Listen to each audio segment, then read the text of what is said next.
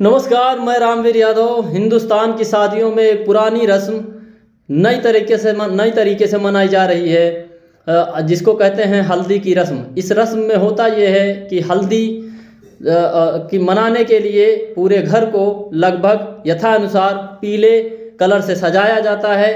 उसमें कपड़े से लेके और जो भी कलर है पीला, वो दीवारों से लेके और बड़ा बड़ा विस्फोटक सामग्री मतलब फूल वूल से सब सजाया जाता है और लिखा जाता है हल्दी।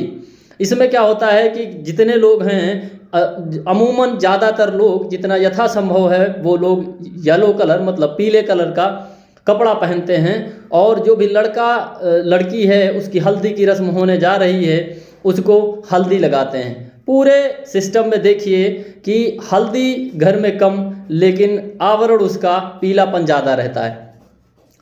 इसका सोशल मीडिया पर जिसके घर में ये रस्म मनाई जा रही है वो बहुत अच्छी तरीके से सेलिब्रेट करता है और पूरे अपने सोशल मीडिया के प्लेटफॉर्म जितने हैं उस पर वो फैलाता है, दिखाता है कि हमारे घर में हल्दी की रस्म इस तरीके से मनाई जा रही है। क्या ये सही है, क्या ये गलत है, कुछ कहा नहीं जा सकता। सबकी अपनी सोच है, सबके अपने मनाने का तरीका है। लेकिन सोशल मीडिया पर आपने ये भी देखा होगा कि जितने लोग हल्दी को मनाने की रस्म को अपने सोशल मीडिया के प्लेटफॉर्म पर हाईलाइट कर रहे हैं, उतने ही लोग उसी रस्म को उसी तरीके से मनाने के अगेंस्ट में खड़े हैं।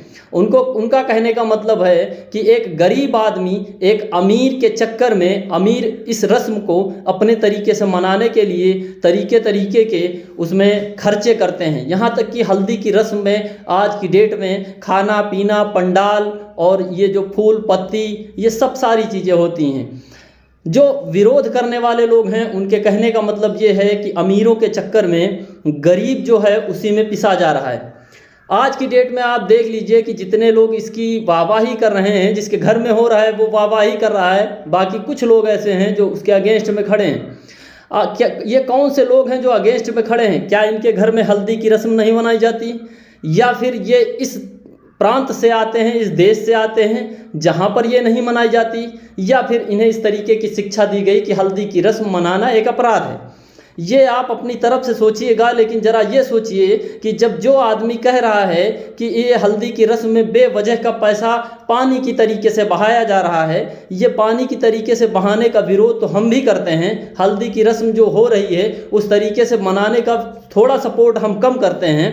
लेकिन जो विरोध करने वाले हैं उनमें ज़रा आप गौर करिएगा कि जब उनके घर में हल्दी की रस्म मनाई जाती है तो सेम टू सेम वो भी वही करते हैं।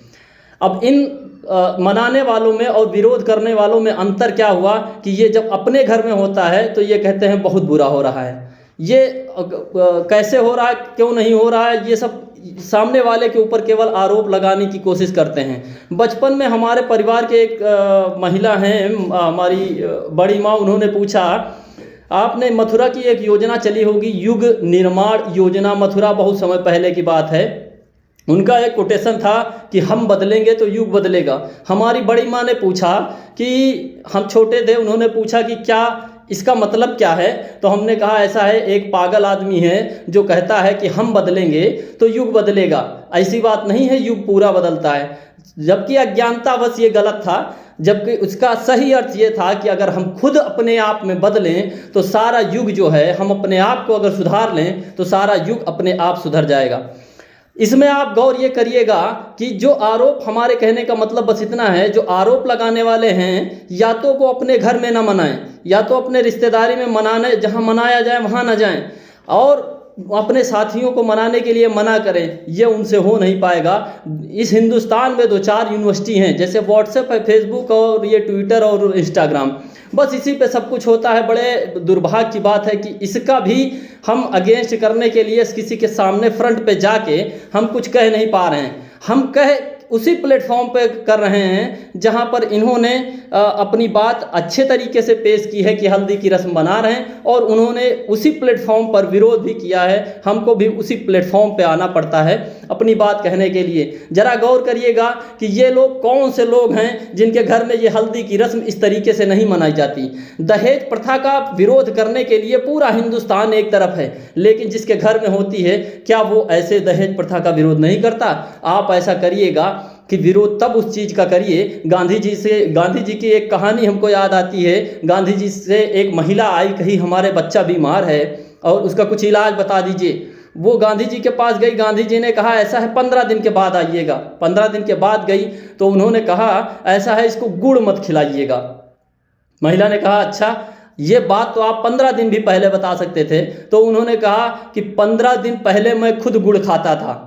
इसी की तरीके से आज तक मैं 15 दिन में मैं छोड़ दिया हूँ, अपनी यथानुसार ज़रूरत के अनुसार छोड़ दिया हूँ, उतना एक्स्ट्रा यूज नहीं कर रहा हूँ। इसलिए मैं वो एडवाइस किसी को तब देता हूँ जब मैं खुद नहीं करता हूँ। यह हल्दी की रस्म की परंपरा तो मुझको भी बुरी लगती है कि इतनी ज़्यादा इसमें खर्चा होता है। गरीब जो है वो पिसा जा रहा है या पीसा जा रहा है, वो खुद में अपने आप में इतना डेडिकेटेड है या उसको इतना प्रेशर डाल के किया जा रहा है। ये तो हर घर, हर परिवार और हर इंसान की सोसाइटी और प्रेशर सब कुछ डिपेंड अलग करता है। आप किस दौर पे इसको सोच रहे हैं? आप क्या सोचते हैं कि ये हल्दी की जो रस्म है ये आदमी ज़बरदस्ती मना रहा है, या आप क्या सोचते हैं? ये आप कमेंट में ज़रा बताइएगा, हमको भी समझ में आए। अब मेरा मानना केवल इतना है कि हल्दी की रस्म, जो भी रस्में हैं मनाई जा रही, वो आदमी अपनी यथानुसार, अपनी सोच के अनुसार, अपने यथासंभव हर आदमी कर रहा है।